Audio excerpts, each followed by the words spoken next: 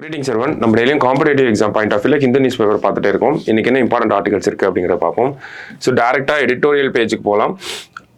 Editorial பேஜில் என்ன சொல்லியிருந்தாங்கன்னா ஏஐயோட அந்த நெகட்டிவ் இம்பாக்ட்ஸ் ஆஃப் ஏஐ அப்படின்னு எடுத்துக்கலாம். ஓகேங்களா? ஸோ அதை பற்றின ஒரு டிஸ்கஷன் இருந்துச்சு. ஓகேங்களா? ஸோ ஏஐயோட நெகட்டிவ் இம்பாக்ட்ஸ் நமக்கே தெரியும் இல்லையா? நமக்கு வந்து டீப் ஃபேக்கை சொல்லலாம். ஓகேங்களா? ஜெனரேட்டிவ் ஏஐ மாடல்ஸ்லாம் இருக்கு இல்லையா? இந்த சென்ஸ் வந்து சாட் ஜிபிடிலாம் சொல்லலாம். ஓகேங்களா? ஸோ அந்த சாட் ஜிபிடி போன்ற ஜெனரேட்டிவ் ஏஐலாம் என்ன பண்ணுறாங்கன்னா காப்பிரைட்டட் மெட்டீரியல்ஸ்லாம் இருக்கும் இல்லையா? காப்பிரைட் வாங்கி ஒரு ஆத்தர் வச்சிருப்பாங்க. ஸோ அந்த மாதிரியான மெட்டீரியல்ஸை அவங்களுக்கு காப்பிரைட் கொடுக்காமையே இவங்க எடுத்து யூஸ் பண்ணிக்கிறாங்க. அதே மாதிரி பார்த்தோம்னா வாய்ஸ் ஜெனரேஷன்லாம் இருக்கு. டீப் ஃபேக் எப்படி நம்ம பேசாத விஷயங்களை பேச வைக்கிறாங்களோ அதே மாதிரி ஃபோனில் கூட நம்ம பேசுகிற மாதிரியே ஏஐ பேச வச்சு நிறைய ஃப்ராடெல்லாம் நடக்குது. இந்த மாதிரியான விஷயங்களை பற்றி தான் இந்த இடத்துல கொடுத்துருந்தாங்க. ஸோ மேஜராக இந்த ஆர்டிகல் என்ன சொல்லியிருப்பாங்க அப்படின்னா ஏஐயை கண்ட்ரோல் பண்ணுறதுக்கு ஒரு ரெகுலேஷன் வேணும் அப்படின்னு சொல்லியிருப்பாங்க. அதான் AI infused world needs matching cyber security. அது என்ன மேட்சிங் சைபர் செக்யூரிட்டி அப்படின்னா ஏஐயோட க்ரோத் வந்து எங்கேயோ போயிட்டு இருக்கு. ஆனால் அதை மேட்ச் பண்ணுற அளவுக்கு சைபர் செக்யூரிட்டி அப்படிங்கிறது இல்லை. அது அப்படிங்கறத சொல்லியிருக்காங்க. ஓகேங்களா? சோ இதுல பெருசா நம்ம ஏஐயோட இம்பாக்ட்ஸ் நெகட்டிவ் இம்பாக்ட்ஸ் நம்ம எல்லாருமே எழுதிடலாம். ஓகேங்களா? நமக்கு சொன்ன மாதிரியே வந்து deep fake generative AI models இருக்கு. அதே மாதிரி ஃபேக்கான நிறைய இன்ஃபர்மேஷன்லாம் வந்து ஸ்ப்ரெட் ஆகிட்டே இருக்கு. எது உண்மை எது பொய் அப்படிங்கிறதே நம்மளால கண்டுபிடிக்க முடியல. ஸோ இதெல்லாம் ரெகுலேட் பண்றதுக்கான ஒரு மெக்கானிசம் தேவை அப்படிங்கிறத இந்த இடத்துல சொல்லியிருப்பாங்க. ஸோ ரீசெண்டாக அது ரிலேட்டடாக ஒரு விஷயம் நடந்துச்சு. ஓகேங்களா? ஸோ அதுதான் என்ன சொல்றாங்கன்னா பிளட்ச்லி டிக்ளரேஷன் அப்படின்னு சொல்லி சொல்றாங்க. ஓகேங்களா? ஸோ இந்த பிளட்ச்லி டிக்ளரேஷன் அப்படிங்கிறது எங்க நடந்திருக்கும்னா ஏஐ சேஃப்டி சம்மிட் அப்படிங்கிறது போன வருஷம் யூகேல நடந்துச்சு. ஓகேங்களா? ஏஐ சேஃப்டி சம்மிட் அப்படின்னு சொல்றாங்க. ஸோ இந்த ஏஐ சேஃப்டி சம்மிட் எங்க நடந்துச்சுன்னா பிளட்ச்லி அப்படிங்கிற பிளேஸ்ல தான் நடந்துச்சு. பிளட்ச்லி பார்க் அப்படின்னு சொல்லி சொல்லுவோம். அங்கதான் நடந்திருக்கும். ஸோ அங்க ஒரு அக்ரிமெண்ட் சைன் ஆயிருக்கும். அதுதான் வந்து என்ன சொல்றாங்க பிளட்ச்லி டிக்ளரேஷன் அப்படின்னு சொல்லி சொல்றாங்க. அதுல இந்தியாவும் ஒரு சிக்னேட்டரியா தான் இருக்காங்க. ஓகேங்களா? எதுக்காக இந்த டிக்ளரேஷன் அப்படின்னு பார்த்தோம்னா ஏஐ வந்து ரெகுலேட் பண்ணணும் அப்படிங்கிறதுக்காக தான் இந்த ஒரு ரெகுலேஷன் அப்படிங்கிறது வந்திருக்கு. ஃபார் எக்ஸாம்பிள் ஒரு கண்டென்ட் ஏஐ கண்டென்ட் வருது அப்படின்னா அதுல வந்து ஏஐ ஜெனரேட்டட் கண்டென்ட் அப்படின்னு சொல்லி வாட்டர் மார்க்கிங் இருக்கணும். அந்த மாதிரி நிறைய ரெகுலேஷன் வந்து கொண்டு வர போறாங்க. ஓகேவா? ஸோ இன்னும் டீல் வந்து இன்னும் ஒரு ஃப்ரேம் ஒர்க் இன்னும் ஃபைனலைஸ் ஆகல. பட் ஸ்டில் ஒரு டிக்ளரேஷன் அப்படிங்கிறதா இந்த இடத்துல கொடுத்துருக்காங்க. ஸோ ரீசெண்டா வந்து டிக்ளரேஷனா இருக்கு. ஓகேங்களா? ஏஐ அப்படிங்கிறது நமக்கு சயின்ஸ் அண்ட் டெக்னாலஜியில் இம்பார்ட்டண்டா இருக்கு. ரெண்டையும் ரிலேட் பண்ணி கரண்ட் அஃபேர்ஸ்ல கேட்கலாம் அப்படின்னா இந்த பிளட்ச்லி டிக்ளரேஷன் ஏஐ சேஃப்டி சமிட்ல சைன் ஆன டிக்ளரேஷன் பேர் என்ன அப்படிங்கறத டைரக்டாவே கேட்கலாம் நமக்கு. ஸோ அதனால தான் இந்த இதை நம்ம பார்க்குறோம் பிளட்ச்லி டிக்ளரேஷன் அப்படிங்கிறது. ஓகேவா? ஸோ மெயின்ஸ் பாயிண்ட் ஆஃப் வியூல நிறைய விஷயங்கள் நம்ம எழுதலாம். ஓகேங்களா? நமக்கு ஏஐயோட பாசிட்டிவ் இம்பாக்ட்ஸ்லாம் என்ன, எப்படி ஸ்டடீஸ்க்கு யூஸ் பண்ணுது, ஹெல்த் இஷ்யூஸ்க்கு எப்படி யூஸ் பண்ணுது, இந்த மாதிரி நிறைய விஷயங்கள் நம்ம எழுதலாம். நெகட்டிவ் இம்பாக்ட்ஸா இந்த இடத்துல நிறைய கொடுத்துருக்காங்க, அதையும் எழுதலாம். பிளஸ் ஏஐ அப்படின்னு வரப்ப முக்கியமா நம்மளோட ஆன்சர் பேப்பர்ல என்ன இருக்கணும் அப்படின்னா ஏஐ எப்படி ரெகுலேட் பண்றாங்க. இந்தியாவை பொறுத்த வரைக்கும் ஏஐ எப்படி ரெகுலேட் பண்றாங்கன்னா இன்ஃபர்மேஷன் டெக்னாலஜி ஆக்ட் 2000 அந்த ஆக்டை வச்சு தான் நம்ம ஏஐ ரெகுலேஷன் அப்படிங்கிறது இந்தியா ஃபுல்லா போயிட்டு இருக்குங்களா. ஸோ அப்ப ஏஐக்குன்னு தனியா ஒரு எக்ஸ்க்ளூசிவ் ரெகுலேஷன் வேணும், ஒரு ஃப்ரேம் ஒர்க் வேணும். அப்படிதான் நம்மளோட ஆன்சர் பேப்பர் அப்படிங்கிறது இருக்கும். ஓகேங்களா? ஸோ ஏஐ அப்படிங்கிறது ஒரு எவால்விங் கண்டென்ட்டா தான் இருக்கு. வர வர அதுக்கு ஏற்ற மாதிரி நம்மளோட ஆன்சர்ஸையும் வந்து அப்கிரேட் பண்ணிட்டே இருக்கணும். ஓகேவா? ஸோ அடுத்தது பார்த்தோம்னா இன்னொரு சர்வே ரிப்போர்ட் அப்படிங்கிறத கொடுத்துருந்தாங்க. ஸோ என்ன சர்வே ரிப்போர்ட் அப்படின்னு பார்த்தோம்னா இந்தியாவில் இருக்கக்கூடிய இந்த ரிலீஜியன்ஸ்லாம் இருக்கும் இல்லையா, இந்து முஸ்லீம்ஸ் இவங்கெல்லாம் இருப்பாங்க இல்லையா. ஸோ அவங்களோட பாப்புலேஷனை வந்து கம்பேர் பண்ணியிருந்தாங்க. 1950 அவங்களோட பாப்புலேஷன் இந்தியாவோட பாப்புலேஷன்ல எவ்வளோ பர்சன்டேஜ் இருக்கு, 2015 அவங்களோட பாப்புலேஷன் இந்தியாவோட பாப்புலேஷன்ல எத்தனை பர்சன்டேஜ் இருக்கு, 1950 2015 எவ்வளவு இன்க்ரீஸ் ஆயிருக்கு எவ்வளவு டிக்ரீஸ் ஆயிருக்கு அப்படிங்கிற ஒரு ஸ்டடியை வந்து கொடுத்துருந்தாங்க. ஸோ இதை யாரு பண்ணியிருக்காங்க அப்படின்னு பார்த்தோம்னா economic advisory council of prime minister.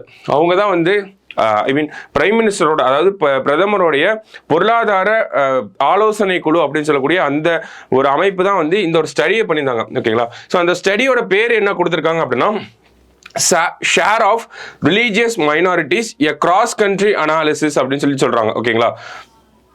Share of religious minorities a cross country analysis அப்படின்னு சொல்றாங்க. 1950 2015 வரைக்கும் ஸோ இந்த ஸ்டடியில் எவ்வளோ கண்ட்ரிஸ் ஃபோக்கஸ் பண்ணியிருக்காங்க அப்படின்னு பார்த்தோம்னா த EACPM, அதாவது economic advisory of prime minister, examines the share of majority and minority religious communities in populations of 167 countries including India அப்படின்னு சொல்லி கொடுத்துருக்காங்க. ஸோ இந்தியா உட்பட ஒரு 167 நாடுகளில் இருக்கக்கூடிய பெரும்பான்மை மற்றும் சிறுபான்மை மதங்கள் இருப்பாங்க இல்லையா, அவங்களில் எவ்வளோ பாப்புலேஷன் இருக்குது அப்படிங்கிறத ஸ்டடி பண்ணியிருக்காங்க. ஸோ அதை வச்சு இந்தியாவோட பேஸ் பண்ணி என்ன ரிப்போர்ட் கொடுத்துருக்காங்க அப்படின்னு பார்த்தோம்னா, இந்தியாவில் ஹிந்துஸோட பாப்புலேஷன் அப்படின்னு எடுத்து பார்க்குறப்போ 84% இருந்திருக்கு. ஓகேங்களா, எப்போனா 1950 இப்போ எவ்வளவோ கம்மியாயிருக்கு அப்படின்னு பார்த்தோம்னா 78% கம்மியாயிருக்குன்ற சொல்றாங்க. அதே முஸ்லிம்ஸோட பாப்புலேஷன் அப்படின்னு பார்க்குறப்போ 1950 இந்தியாவோட பாப்புலேஷன்ல 9% முஸ்லிம்ஸ் வந்து இருந்திருக்காங்க. இப்போ 2015 இந்தியாவோட பாப்புலேஷன்ல 14% வந்து முஸ்லிம்ஸ் வந்து இருக்காங்க அப்படிங்கறத கொடுத்திருக்காங்க. ஓகேவா, சோ இதே டேட்டாவை நம்ம 2011 சென்சஸ் எடுத்து பார்க்கறப்போ 2011 சென்சஸ்ல வந்து 79% ஆஃப் ஹிந்துஸ் இருந்திருக்காங்க, 14% ஆஃப் முஸ்லிம்ஸ் வந்து இருந்திருக்காங்க. அப்ப 2011க்கும் 2015க்கும் பெரிய வித்தியாசங்கள் அப்படிங்கிறது இல்ல. ஓகேங்களா, 2011ல பார்த்தோம்னா 79% ஹிந்துஸ் இருந்திருக்காங்க, 2015ல 78% ஹிந்துஸ் இருக்காங்க. அடுத்தது 2011ல நமக்கு முஸ்லிம்ஸோட பாப்புலேஷன் பார்த்தோம்னா 14.2% இருக்கு. அதே 2015ல பார்த்தோம்னா 14.09% அப்படிங்கிறது இருக்கு. ஓகேங்களா, அப்ப 1950யும் 2015யும் எடுத்து பார்க்கறப்ப ஹிந்துஸோட பாப்புலேஷன் கம்மியா இருக்கு, முஸ்லிம்ஸோட பாப்புலேஷன் இன்க்ரீஸ் ஆயிருக்கு. எவ்வளவு இன்க்ரீஸ் ஆயிருக்கு அப்படின்னா ஒரு 43% முஸ்லிம் பாப்புலேஷன் இன்க்ரீஸ் ஆயிருக்கு அப்படிங்கிறது சொல்றாங்க.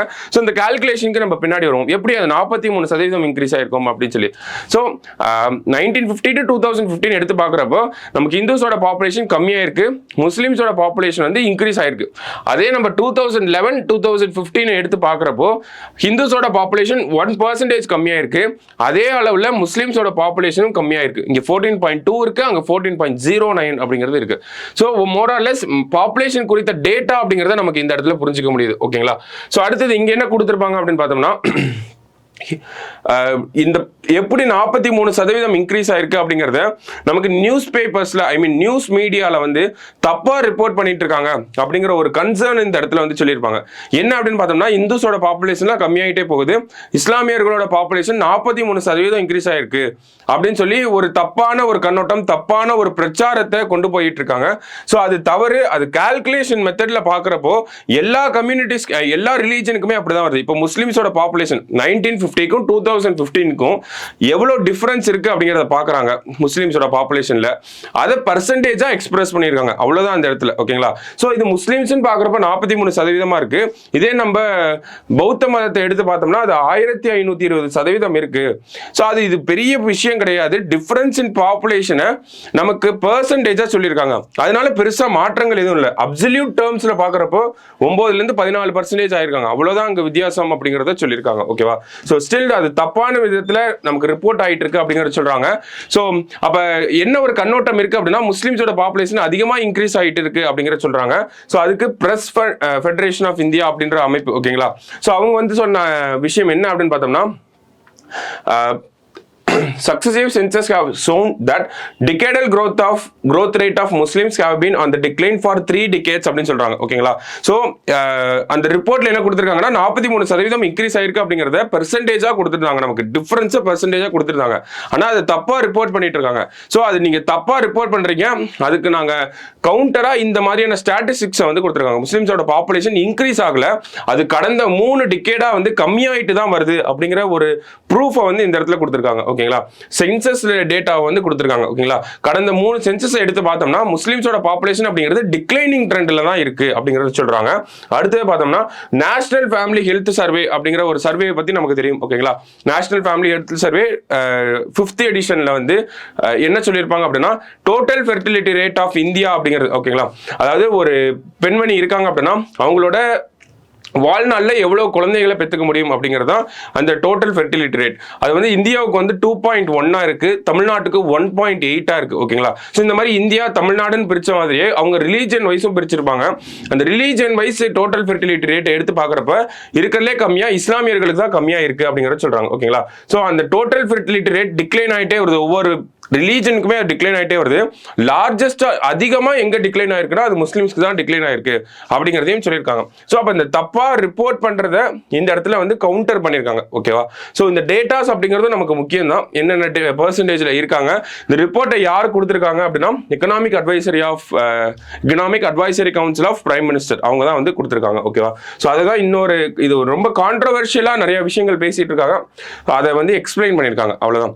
ஸோ இன்னைக்கு நியூஸ் பேப்பரில் இது 2 ஆர்டிகல்ஸ் தான் நமக்குமே இம்பார்ட்டண்ட்டாக இருந்துச்சு. இதை பார்த்து வச்சுக்கோங்க. நாளைக்கு நியூஸ் பேப்பரில் மீட் பண்ணலாம். தேங்க்யூ.